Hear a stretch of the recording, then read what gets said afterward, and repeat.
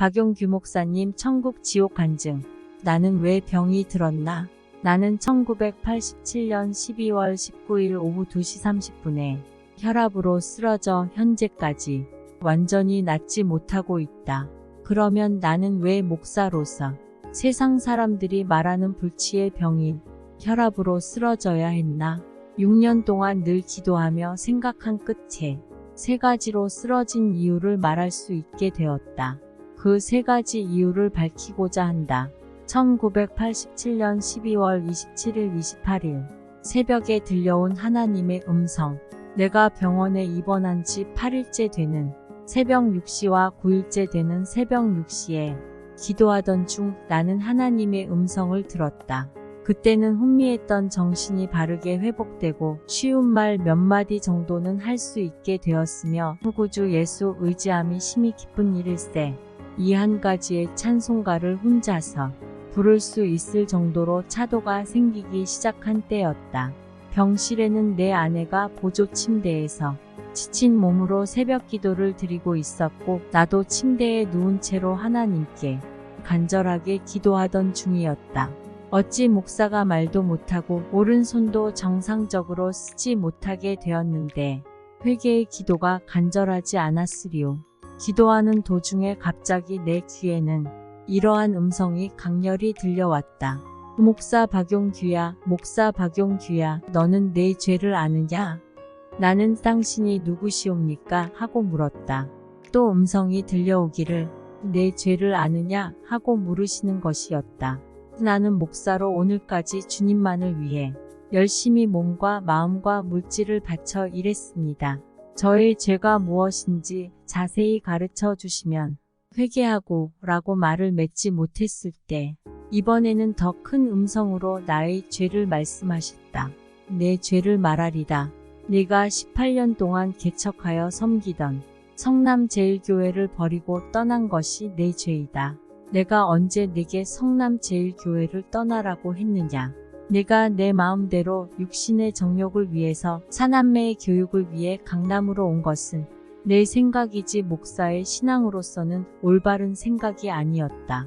이것이 바로 내 죄이다. 이 말씀을 들을 때 침대에 누워있던 나의 몸은 떨리기 시작했고 눈에서 눈물이 쏟아져 나오기 시작하였다. 몸을 자유롭게 움직이지 못하고 말도 제대로 하지 못하는 상태에서 하나님께로부터 무섭게 나의 죄를 지적받을 때 한없이 울며 회개 기도를 하였다. 29일 날 새벽 6시에 병상에 누운 채로 다시 새벽 기도를 시작했을 때 나는 어제 기도 시간에 들었던 그 음성을 또 다시 들었다. 목사 박용규야, 목사 박용규야, 목사 박용규야 하고 3번 나를 찾으셨다. 나는 사무엘상 3장의 사무엘을 찾으시던 하나님의 음성으로 생각하고 경건하게 주여 무슨 말씀을 하시려 합니까? 하고 대답하였다. 이때에 들려온 말씀은 내 죄를 아느냐? 내 죄를 회개하고 다시는 그와 같은 죄를 범하지 말아야 할 것이며 네가 이 모든 죄를 회개할 때에 너를 용서하리라 하는 말씀이었다. 나는 어제 새벽에 주의 음성을 듣고 나의 죄를 알고 회개하며 눈물을 흘렸습니다 하고 대답하였다. 다시 들려온 말씀은 너는 성남제일교회를 젊음과 재산을 다 바쳐 지었고 18년간을 섬기었다. 그런데 내 마음대로 내 생각대로 너와 가족을 위해서 떠났다. 그런 너로 인해서 많은 교인들이 실망하고 신앙의 낙심이 되어 교회를 떠나 방황하고 있으며 경솔한 목사 때문에 교인들의 신앙이 흔들리게 되었다. 그러니 너는 죽도록 회개하라 고 말씀하셨다. 나는 그 음성을 듣고 어제 새벽과 같이 울며 회개하였고 목사가 교회를 떠나는 것도 큰 죄임을 깨달았다. 평안교회가 성남제일교회보다 교인 수적으로나 교회 건물로나 목사를 섬기는 자세로나 모든 면이 못하기 때문에 떠날 때에 별로 마음의 가책이나 죄의식을 느끼지 못했었다. 그렇게 생각하게 된 또 다른 이유는 31세의 젊은 나이로 성남제일교회를 개척하여 18년 동안 목회할 때에 내 자신이 태만하여졌고 교인들 또한 열심히 식어졌으므로 서로의 은혜 생활에 지장이 생길까봐 나와 교회를 위해서 떠난다고 생각했기 때문이었다. 그래서 내가 한 일에 늘 자부심을 가지고 살았던 것이다. 병원에서 주의 음성을 듣기 전까지는 말이다. 나의 죄를 알고 난 후 눈물로 회개의 기도를 드렸고 그 결과 예전과 거의 같게 건강이 회복되었다.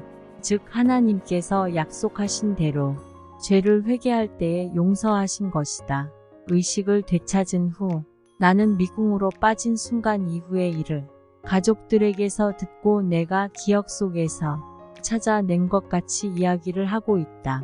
내가 혈압으로 쓰러진 순간 교회에서 크리스마스 준비들을 하고 있던 나의 3남매 자녀들에게 성은이 엄마가 성은이를 시켜 연락했다. 너무 갑작스럽게 된 일이라 연락을 받고 먼저 뛰어 올라온 사람이 부목사였다.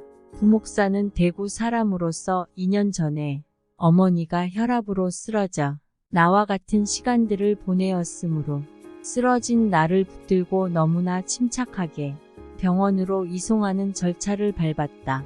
다음에 뛰어 올라온 3남매는 아버지의 참혹한 모습을 보면서 새파랗게 질려 몸을 떨며 당황하고 있었다. 아들 성도는 옆에 있는 김영철 내과 원장을 집으로 왕진케 하여 혈압을 재어보니 그 당시 혈압은 150도와 240도이었다. 김영철 원장이 왔을 때는 벌써 이 시간이 경과한 때인고로 쓰러질 당시는 혈압이 160, 250가량 되었을 것이라 말했다.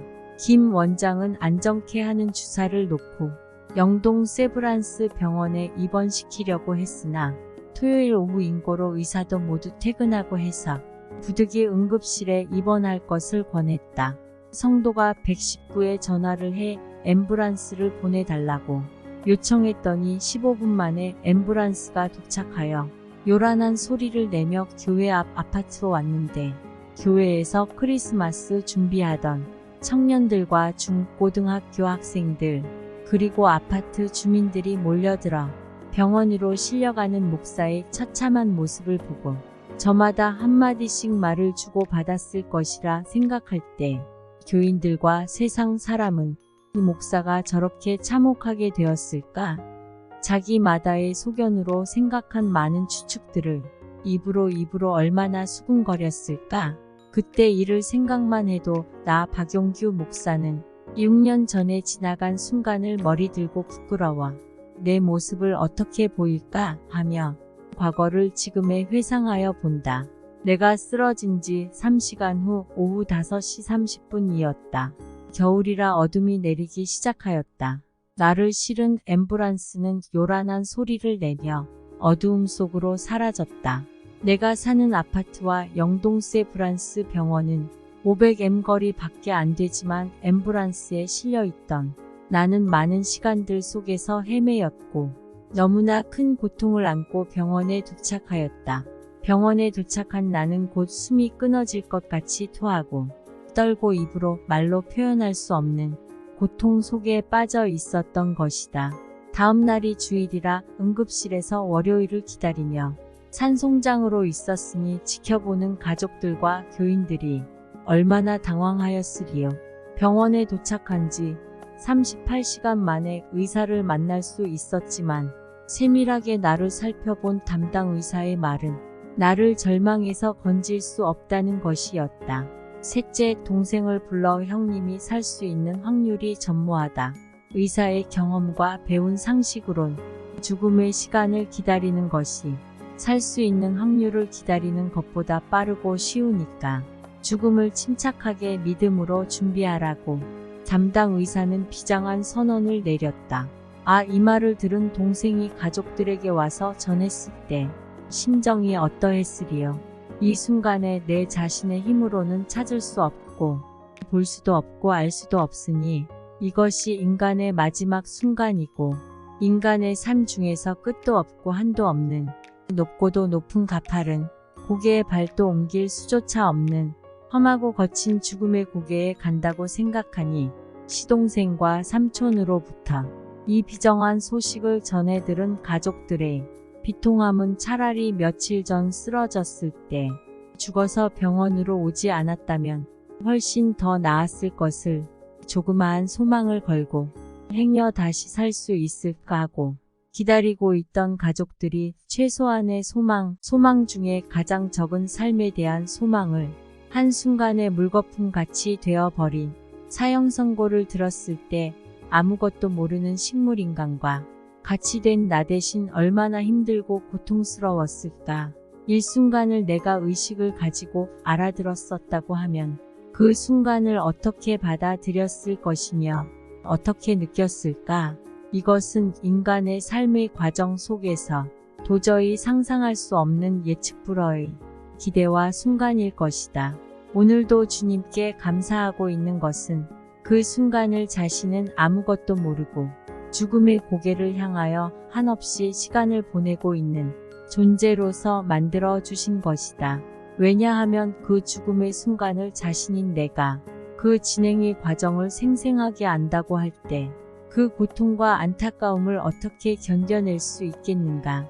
하나님께서 내가 죽음의 순간을 맞이할 때 나 자신의 의식을 빼앗아 가셔서 편안한 마음으로 아니 무의 세계에서 맞이하도록 한 것에 대해 감사할 따름이다.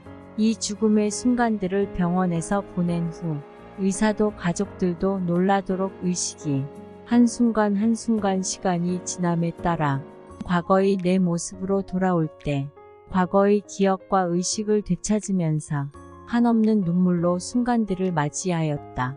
지금 의사들이 말했고 의학이 말하였던 쓰러지기 전 상태로 돌아올 수 없는 벙어리 천치불구자로서 정해진 순간을 살다가 죽을 것이라 하는 것을 안 지금은 이 상태에서 만인이 다 보고 어린 자식들이 보는 앞에서 교인들이 다 쳐다보는 지금 모습에서 내가 지은 죄와 목사로서의 이렇게 되기까지 하나님의 권하고도 엄한 징계와 저주를 생각할 때 또 내가 하나님 앞에서 얼마나 많은 눈물로 진실한 신앙 앞에서 회개하여야 할 것을 알았을 때 소낙비같이 그칠 줄 모르는 눈물을 흘렸고 통곡하였던 것이다.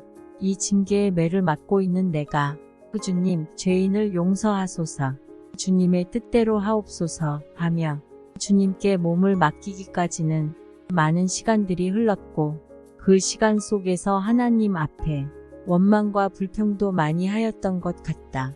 하나님 너무하세요. 예수님 너무하세요. 내가 무슨 죄를 이렇게도 무겁게 지었기에 목사로서 한 인격의 소유자로서 감당할 수 없는 이 거친 매를 맞아야 합니까? 예수님 너무하세요. 예수님 너무하세요. 이 말이 입에서 맘에서 입에서 며칠이고 계속 흘렀던 것이다.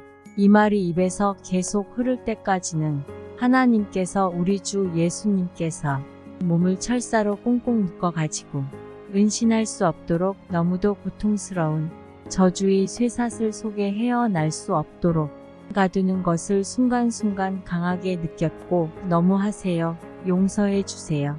너무하네요 하는 말이 주님 이 죄인을 뜻대로 처벌하세요 라는 말로 바뀌기까지는 수개월이 걸렸고 그 수개월 동안 쇠사슬에서 풀려 나오지 못했는데 용서해 주세요. 저는 죄인입니다. 하는 순간부터 하나님과 예수님은 그 무서운 저주의 사슬에서 내 육체와 의식을 풀어 자유롭게 차츰차츰 의학이 말하는 경과가 좋아졌던 것이다.